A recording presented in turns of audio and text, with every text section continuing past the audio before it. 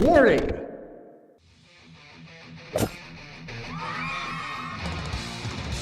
You're watching Dr. Todd Lee TV, where theoretically you could learn a bunch of cool shit. Some of you may know that I have done an experiment this past 10 days. That because of the Masteron shortage, I have Masteron, but I'm looking out for you guys.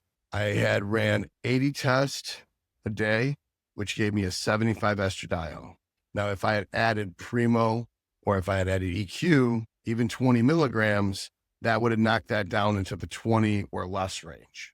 I added 20 DHB and it went up to 107. Now, does that mean that DHB increases estradiol? No, I didn't run an ultra-sensitive test either time. But a 40% variance, that's pretty fucking big. One thing I can conclude for sure is that it did not lower it. So some extra added details. I was doing 80 test, 40 mast, had a 75 E2, 457 IGF-1 with 8 units of GH. So 8 units of GH, 75 E2 yielded a 457 IGF-1, and that was on 80 tests. The 40 mast is irrelevant, right? Now this time I was on 80 tests because I didn't want to fuck with the estrogen. I went up to 100 mast because I'm smarter than those guys. I know better. Mast doesn't lower E2 because I've tested this already.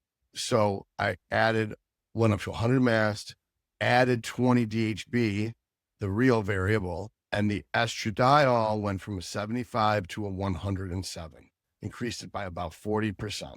42, I mean, it's a little bit less. It's more like 36%. The IGF-1 hasn't came back yet. Now, to confound the variable, I forgot to do my GH shot the night before. So maybe it'll come back lower than 457.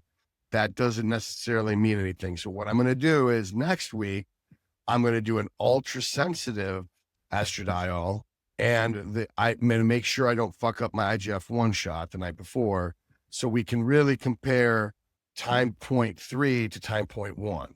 But our preliminary data is that not only does DHB not lower estrogen, the data shows it significantly raises it. Now, I'm not going to stand behind that, but we know for sure it doesn't lower it. So that's the long and the short of it, is that DHB is neutral at least. It might even be enhancing the effects of estrogen directly, which would be amazing, is that it's a way to raise estrogen without DHT. That DHB isn't DHT. So for people prone to hair loss, they can run a baby dose of testosterone, like 10 or 20 milligrams of testosterone, to have enough testosterone, have enough DHT so the dick works. But then they could run the DHB to get their estrogen up to where they needed to for the GH to kick in. And then if they want a clean anabolic that doesn't affect DHT or affect estrogen, then they could run Masteron. And no one would ever have to use Primo or EQ ever again. Great news. I am now partnered with Talon Wellness.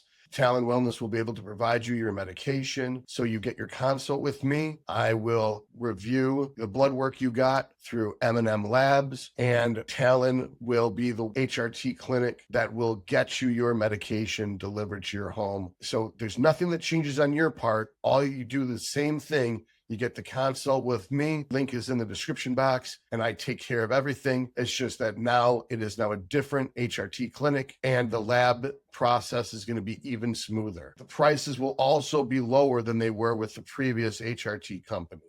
So this is all good for everyone. You'll love it.